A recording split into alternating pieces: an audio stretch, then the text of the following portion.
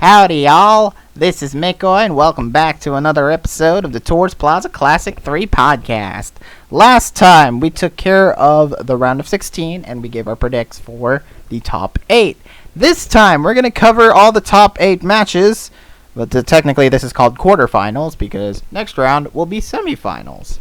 So, our 8 players have played all 4 games, and of course, to refresh everyone's minds, that the tier being played here is almost an ability, same 10, pick 6. And here are the 10 chosen. You gotta make a team out of these, you gotta make a team of 6 against these 10 Pokemon, and be prepared, because you're gonna see a lot of this, and a lot of this, in the matches. So let's review all of them, shall we? So the first match. So I'm not gonna go in a chronological order, despite every match has been played actually. But I'm just gonna go because I have my notes in chronological order on what games have been played first. So we're gonna go with that. First up, we got well, of course, the unfortunate news that LTG and Saba's game has been reduced to a coin flip, so very, very unfortunate. I would have loved to see that game, but you know, it's just how it is. So first match that's been played is Based What versus Mossy Sandwich, the series. It went to 3 games, and the matches here are pretty interesting. Not really too much to comment. This is just getting into the point of me speaking about these games and saying, oh, these are pretty good games, because you're just left with some of the best players in Tours Plaza, and this is definitely a showcase of that. So, first game, we got Tornadus leads. He's between both Based What and Mossy Sandwich, so pretty good start. I like the idea of the Swampert set, which was Bulk Up, Liquidation, Earth, I believe.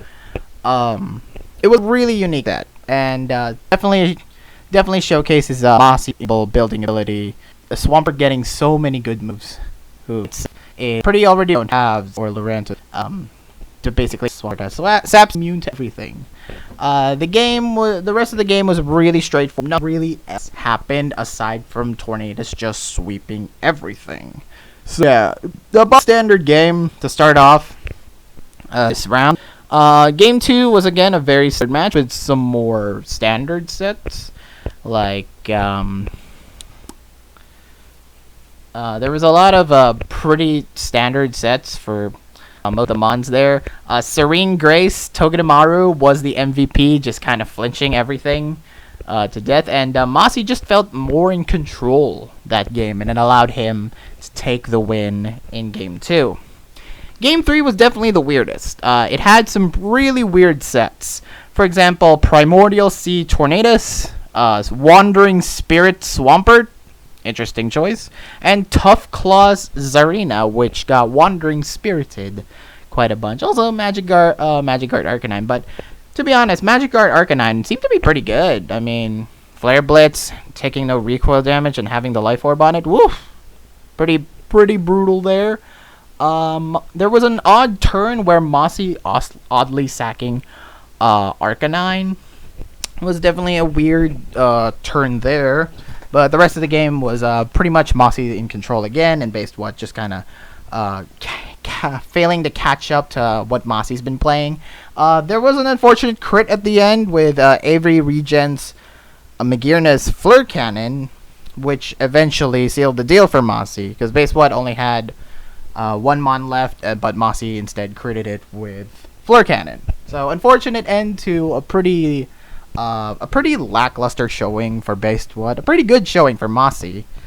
So yeah, that was unfortunate. He even commented in the last Based What commented in the last thing, which is he got pretty hacks bad, but you know, it's Pokemon. Nothing really is fair. Nothing is really fair in Pokemon. So yeah.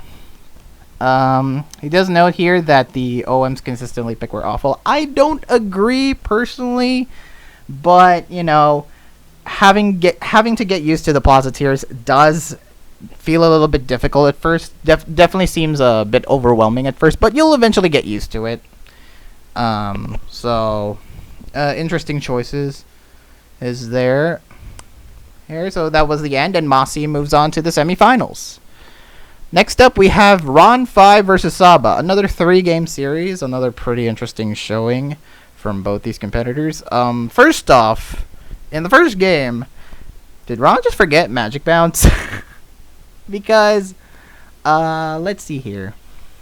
Because there's definitely a weird first start into this game. Like, okay, you got your setup. Swamp, I think it was Swampert. Yeah, Swampert set it up. What was I going to say here? Swampert basically tried to set up. First off, with having Rocks and Toxic against Saba's own field, but having it being Magic Bounce was pretty weird. So it was a pretty weird first couple turns for Ron. Both Magirnas weren't really used effectively. I was expecting both Ron and Saba to use their Magirnas perfectly fine, because Magirna is just the best Pokemon out of the 10. They weren't used really effectively. The rest of the game went pretty solidly for Ron. Moltres Galar didn't get hit by the confusion, and ultimately it just swept with Fiery Wrath and Hurricane, which was pretty nice. It was a pretty nice win for Ron there in Game 1. So how did Saba bounce back? Well, in Game 2... Game 2 went pretty interesting, I would say. It's not the worst game, but there's definitely some bad moments. First of all, Saba oddly switching into Tornadus. It was pretty iffy when Zarina was about to Power Whip and it O-code. So I think Saba was expecting that Tornadus to at least take not necessarily not necessarily O-code, but some big damage. So the fact that it O-code was pretty interesting. Saba definitely got the worst of the hacks in this game. Primarily getting high jump kick missed when he needed to take out Stack Attacka. So that was pretty unfortunate there. But Magirna, of course, cleaned at the end, because that's just what Magirna does. But man, that was a really risky game. Saba had to play really riskily to enable himself to win there. Game 3, again, had some pretty interesting sets, but the one comment I will have is Ron carried Stamina Magirna. Fair choice, but really? Out of all the abilities, out of the not banned abilities, you had to pick Stamina? Really? Interesting choice there. Yeah, definitely interesting choice there, but there's definitely a lot better abilities than having your physical defense be boosted by one stage. Ron did miss a crucial Power Whip, which was pretty unfortunate, and it was pretty clear that Saba had the upper hand for the rest of the game. That ultimately got him the win. So yeah, Saba had to play a pretty straightforward game, while Ron was like, okay. Game 3, some interesting moments happened. First of all, oh wait. Did I not put? Oh yeah. Oh yeah. Oh yeah, that was Game 3. What am I talking about? So yeah, Saba won on the series. He's in pretty short notice. It wasn't the worst game. It wasn't the worst showing out of all these, but it was definitely something worth considering. Next up, we had the match that was the highlight match. This was probably the best series of the week, Euphonist versus Kither. But then again, it is still a pretty weird series to be completely honest. First off, Euphonist led with a Miltank in Game 1, and eventually it gets sacked. Weird start there. There was some good clashing of abilities for Arcanine, especially. You had Levitate versus Desolate Land Arcanine at one point. Very good Very good choices there for in this Magirna round. And if that thing doesn't carry Flash Fire, yeah, it's dead. There was towards the end, Euphonist just kept sacking Mons. It was really weird. Why would Euphonist go all through that trouble and just end up sacking Mons? I guess it's to restore. I guess it's to make Hither run out of PP. I don't know. But Magirna did save his ass at the end with Magirna said, "You all know and love is stored calm mind, iron defense, storm kiss, stored power, draining kiss." So the Magirna sweep at the end. Not really too surprising. Game 2 went off with more of a hitch. Moltres really took a lot of damage to Arcanine and still lived. I'm assuming that's thick fat. I really do. Which is an odd set, but you know what? Since we're dealing with Arcanine here, it's definitely needed. This did a sweep, took out thirds of all the Mons present. And Kither just really played a much better game 2 here than game 1. It definitely speaks volume to how good but it wasn't without difficulty because Euphonist also played pretty well there. So yeah, it was just a very even game with Kither coming out on top. Game 3 was definitely noteworthy. I saw this series live, so I definitely can attest to how good this series has been. There was Bulletproof Stakataka, which is a really good choice, especially with Aura Sphere running around.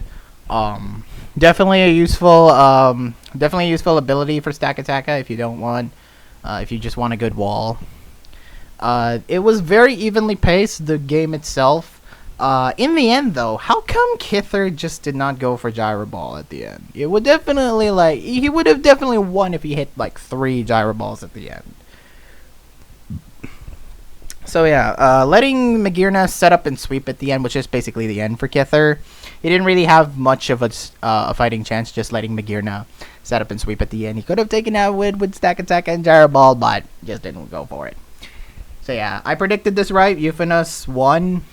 Definitely an upset. Definitely not the safest pick in the world, but you know what? I'll take it, I guess. Also, since Euphonist is great. The last game series played was Ainscrad versus 7U9I2. This was the only 2-game series because the rest were all 3-game, and it was definitely one of the most underwhelming series. Boyne had a pretty hard time against 7U's team. Boyne definitely had more of an unconventional build, while 7U9I2 had the more standard and bulky build, which was definitely proved very difficult to get a hold of.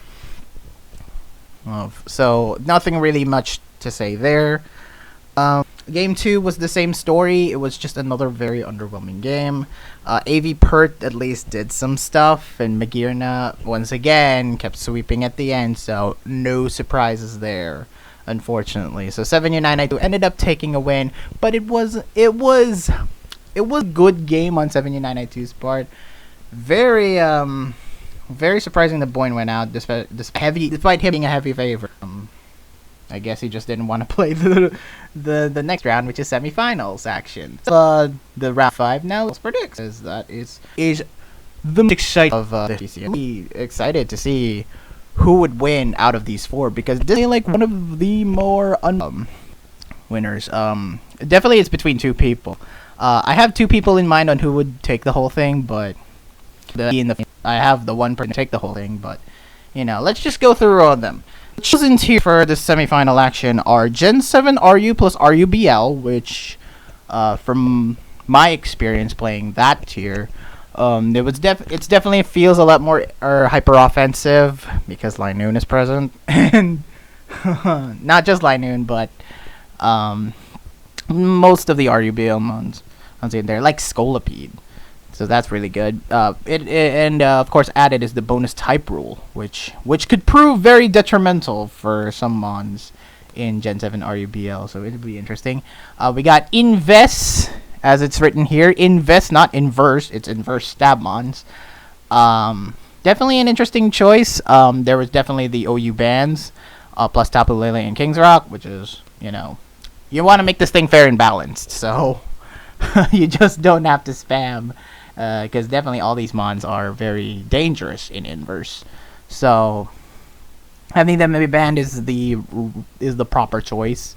It'll be interesting to see how these players will build here, and of course cap plus with item clause and heavy duty, no heavy duty boots. Interesting. So let's predict. First up, we have 7U992 versus Saba.